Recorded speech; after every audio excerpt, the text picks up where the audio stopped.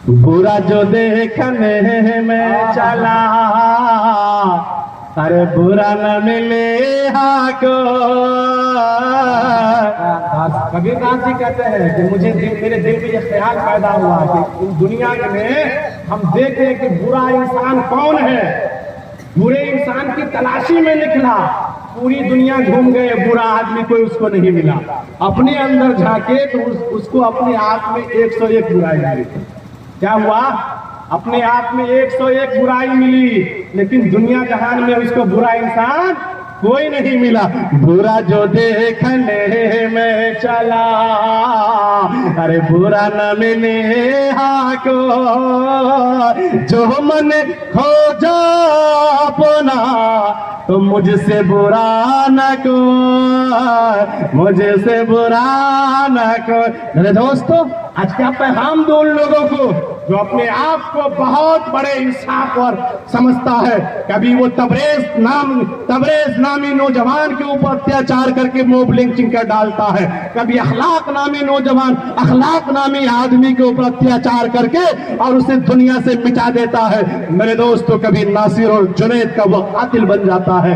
क्या समझता है वो अपने आप को कि सारी बुराई सामने वाले लोगों में है, हम तो दूध के धोए हुए हैं। लेकिन मेरे दोस्तों बुजुर्गों, अगर वो महाराज जी का वाकई में अगर वो भक्त है, और देखिए मेरे दोस्तों बुजुर्गों, मैं आपको एक बात बतलाता हूं, ये लोग जुल्म भी करते हैं, सारे लोग नहीं, 1-8% लोग हैं जुल्म भी करेंगे और नाम लेंगे जय श्री राम, कोड़े भी बरसाएंगे और जय श्री राम। मैं पूछना चाह रहा हूं, क्या जय श्री रामचंद्र जी की यही तालीम थी?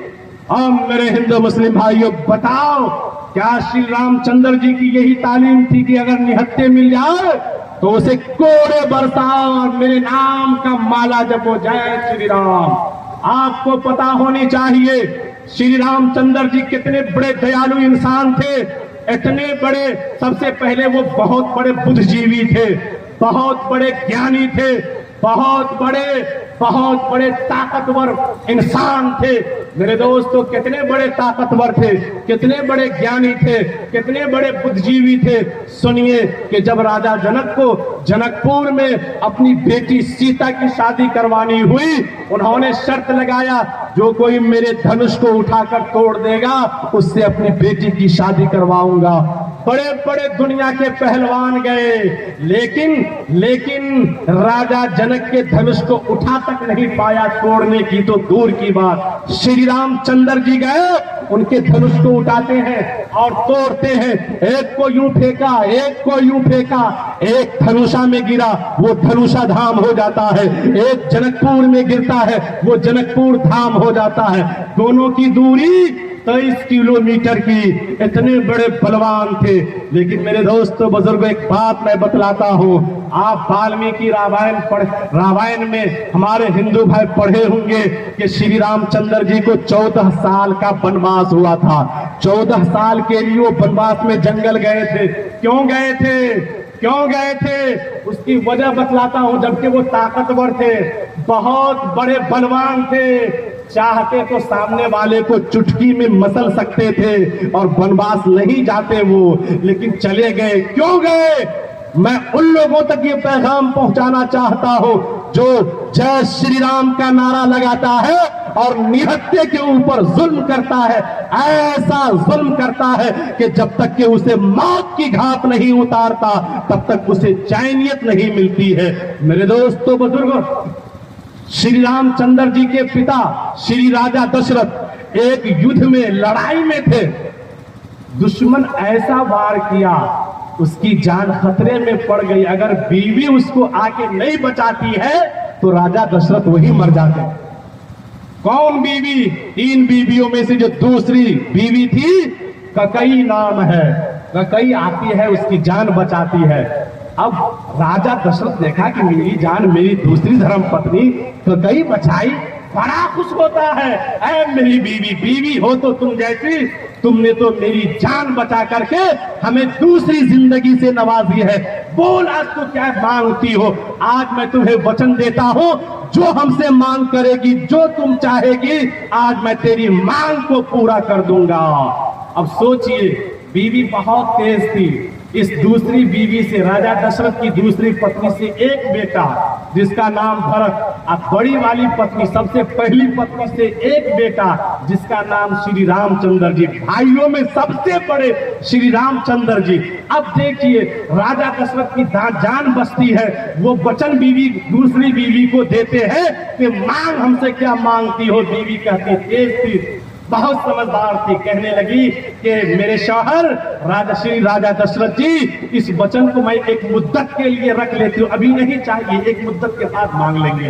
कहा ठीक है। मेरे दोस्तों, इधर श्री रामचंद्र जी बहुत बड़े बुद्धिमान, बहुत तेज तर्रा, राजा दशरथ बूढ़े हो गए।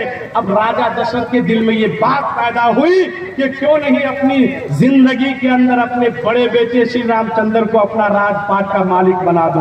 हर बाप ये सोचता है अपनी मौजूदगी में अपने बड़े बेटे को राजपाट का गद्दी संभाल दूं, राजपाट की गद्दी पर बैठा दूं, ताकि अगर राज चलाने में कोई कमी रह जाएगी तो मैं उस कमी की भरपाई कर दूंगा। हर बाप चाहता है या नहीं चाहता है? अब श्री रामचंद्र जी के पिताजी के दिल में ये बात आई। अपनी पत्नी, दूसरी पत्नी कैकेयी से मशवरा किया कि हमारी ख्वाहिश हो रही है, हम अब बूढ़े हो गए, ज़ईफ हो गए, हमारी ख्वाहिश है कि अपनी जिंदगी में अपने होनहार बेटा, अपना समझदार बेटा, अपना बड़ा बेटा श्री रामचंद्र जी को राजगद्दी सौंप दूं। कैकेयी ने कही, दूसरी पत्नी बोली, ओ राजा दशरथ जी, आपको पता है मेरे पति देव जी, आपकी मैं एक मर्तबा जान बचाई थी, आपने वचन दिया था, तो मैं इस वचन को एक मुद्दत के लिए छुपा के रख दी थी। वो कौन से दिन के लिए? इसी दिन के लिए राजगद्दी का मालिक आपका बेटा श्री रामचंद्र जी नहीं बनेगा, बल्कि मेरा बेटा भरत बनेगा। अब हो गई लड़ाई, मेरा बेटा भरत, और जाहिर सी बात है वचन दिए हुआ है, शौहर उनकी बात काट भी नहीं सकते। अब आइए भाई के ऊपर। तो मेरे दोस्तों, बुजुर्गों, श्री राजा दशरथ श्री रामचंद्र जी को बुलाए और कहे कि बेटा, मेरी तो दिली ख्वाहिश थी कि अपनी राजपाट का मालिक तुम्हें बना दूं, लेकिन आज ये गद्दी मैं तुम्हारे छोटे भाई भरत को सौंप रहा हूं। अगर तुम मेरी खुशी देखना चाहते हो तो तुम 14 साल के लिए वनवास में चले जाओ। मेरे दोस्तों, बाप के वचन को निभाया किसने? श्री रामचंद्र जी। अगर वो चाहते, लोभी होते, अगर वो और लोगों के जैसे होते कि नहीं फरिया लेंगे श्री रामचंद्र से, फरिया लेंगे भरत से, हम नहीं जाएंगे वनवास, और पिताजी की तो आखिरी हालत है, आखिरी उम्र में पहुंच गए, 1 साल में तो मर जाएंगे, लेकिन हम अपने भाई से फरिया लेंगे। और भरत जो है वो कमजोर था, वो बुद्धिजीवी नहीं था, ताकतवर नहीं था। अगर श्री रामचंद्र जी अड़ जाते तो मेरे दोस्तों, बुजुर्गों, चुटकी में अपने भाई भरत को मसल सकते थे और राज का मालिक खुद बन सकते थे। लेकिन श्री रामचंद्र जी ने सोचा, अगर मैं हड़पता हूं तो सबसे पहले मेरे वालिद को तकलीफ होगी, मेरी मां हमसे रूठ जाएगी, और मेरा भाई जो खूनी रिश्ते वाला भाई है, ये भाई सदियों के लिए हमसे खफा हो जाएगा। लिहाजा अपने आप को जंगल में वनवास होना 14 साल के लिए गवारा कर लिया, लेकिन अपनी जात से उनके छोटे भाई को तकलीफ हो जाए, उनके पिताश्री को तकलीफ हो जाए, उनकी माता को तकलीफ हो जाए, गवारा नहीं किया। बतलाइए, उस आदमी की ये तालीम हो सकती है? अगर कोई गाड़ी वाले मिल जाए तो निहत्ते मिल जाए, रास्ते में 5 मिल करके रोकना और लठ बरसाते मार देना, वो ये तालीम दे सकते हैं?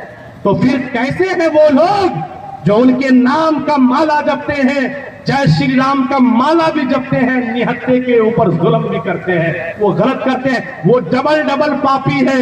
एक तो श्री रामचंद्र जी के नाम का अपमान किया है, नाम को बदनाम किया है, और नंबर 2 कि वो अधर्मी वाला काम किया है। इसलिए मेरे दोस्तों बुजुर्गों, कबीरदास जी ने कहा, क्या वाहनिए सा बोलिए मन का आपा खो, वाहनिए सा बोलिए मन का आपा खो, अपना तन शीतल करे औरों का सुख हो, औरों का सुख हो। क्या कहा महाराज जी के लोगों, ऐसी बात करो कि तुम्हारी जात से, तुम्हारी बात से दूसरों को फायदा तो पहुंच जाए लेकिन नुकसान न पहुंचे। अगर तुम्हारी जात से किसी मानव को, किसी इंसान को फायदा नहीं पहुंच रहा है तो तुम्हें कतई ये इख्तियार नहीं है कि तुम किसी की जात को नुकसान पहुंचा सको। है इख्तियार। अगर आप भलाई नहीं कर सकते हैं तो आप बुराई भी नहीं कीजिए। क्या सही पैगाम आया नहीं? मेरे हिंदू मुस्लिम भाइयों, मैं अभी आप ही के वेद कुरान से समझा रहा हूँ। मैं अभी इधर की बात नहीं शुरू किया हूँ, कुरान और हदीस से मैं नहीं बोल रहा हूँ, लेकिन भला बतलाइए इतनी साफ सफाफियत के साथ हमारे हिंदू भाइयों की किताबों के अंदर कहा गया, लेकिन कहाँ मानसिकता खो गई इन लोगों की। कुछ लोग ऐसे हैं नफरती लोग, अपनी कुर्सी के ऊपर जमे रहने के लिए जो लोगों को कभी मजहब और जात पात के नाम पर लड़ाते हैं, कभी जो है मंदिर और मस्जिद के नाम पर लड़ाते हैं। मैं अपने हिंदू मुस्लिम सिख ईसाई को यह पैगाम देना चाहता हूं, अगर हमारे समाज के अंदर कोई ऐसा नफरती चिंटू आ जाए उसको मुंह तोड़ जवाब देना है। चांद तारे गगन की जीनत है, अरे फूल कांटे चमन की जीनत है। हिंदू मुस्लिम को मिलकर रहने दो, ये दोनों हमारे वतन की जीनत है, ये दोनों हमारे वतन की जीनत है। इसलिए मेरे दोस्तों बुजुर्गों, आज जरूरत इस बात की है कि हम लोग समाज के अंदर शांति का वातावरण और शांति का माहौल पैदा करें। जब हमारे अंदर मोहब्बत होगी सारा सिस्टम हमारा ठीक ठाक चलता रहेगा। आज मान के चलिए हमें परेशान करने के लिए यह हुकूमत हमारे खिलाफ एनआरसी सीए का बिल लाई ना, हम मुसलमान अपनी जमहूरियत कानून को पाने के लिए सरकार के खिलाफ आवाज उठाए कि नहीं, ऐसा कानून हम पास नहीं होने देंगे। हम हिंदुस्तान के मूल निवासी हैं, कोई भाड़ेदार या किराएदार नहीं है कि अपनी शहरियत को हम खत्म करके कहीं और चले जाएंगे। जब हमने एहतजाज किया, जब हमने सरकार के खिलाफ नारे बुलंद किए तो हमारे साथ में हमारे पड़ोसी हिंदू भाई भी आए साथ देने लगे हैं। ऐसा कानून कि हमारा भाई तुम्हारी शहरियत खत्म कर दी है सरकार, नहीं, हम तुम्हारे साथ हैं। हमारे हिंदू भाई भी हमारे साथ खड़े हुए कि भाई मुस्लिम भाई तू अकेला नहीं है, मैं हिंदू भाई तेरे साथ में हूं। इधर से सिख भाई को मालूम हुआ, वो भी आके समर्थन दे दिए कि मैं भी तेरे साथ हूं। उधर से ईसाई भाई को मालूम हुआ, वो भी आके साथ दे दिए, मैं भी तेरे साथ हूं। मेरे दोस्तों, हिंदुस्तान जिस तरीके से एक घर होता है, हिंदुस्तान की मिसाल एक घर, और एक घर के अंदर चार कोना होता है, चार खंबा होता है, उस खंभे के ऊपर वो घर खड़ा रहता है। हिंदुस्तान भी चार पिलर पर खड़ा है, जिस पिलर का नाम हिंदू मुस्लिम सिख ईसाई। इसमें से एक भी पिलर कमजोर हो गया, टूट गया, ढह गया, याद रखिए हिंदुस्तान ढह जाएगा। इसलिए हिंदुस्तान की तरक्की के लिए हम चारों पिलर को मजबूत करना है। हम हिंदू मुस्लिम सिख ईसाई तमाम भाइयों को एक साथ में आना होगा, मोहब्बत के पलड़े में आना होगा। इसीलिए तो असद बस्तवी साहब ने कहा, अगर खामोश रहता हो तो गैरत मार डालेगी, अगर खामोश रहता हो तो सीएए का बिल आया, मुसलमान चुप्पी साथ देता तो कानून पास हो जाता, आपकी शहरियत खत्म हो जाती, आपको मुल्क छोड़ के जाना पड़ता, लेकिन मुसलमान अड़ा। अगर खामोश रहता हो तो गैरत मार डालेगी, अगर कुछ बोल दूंगा तो हुकूमत मार डालेगी, है ना। जो भी उलमाए कराम, हमारे बड़े बड़े अकाबरीन उलमा भी जेल की सलाखों में बंद है। अगर कुछ बोल दूंगा तो हुकूमत मार डालेगी। बहुत होशियार है रहना सभी हिंदू मुसलमान को, बहुत होशियार है रहना सभी हिंदू मुसलमान को, लड़ा कर वरना आपस में सियासत मार डालेगी।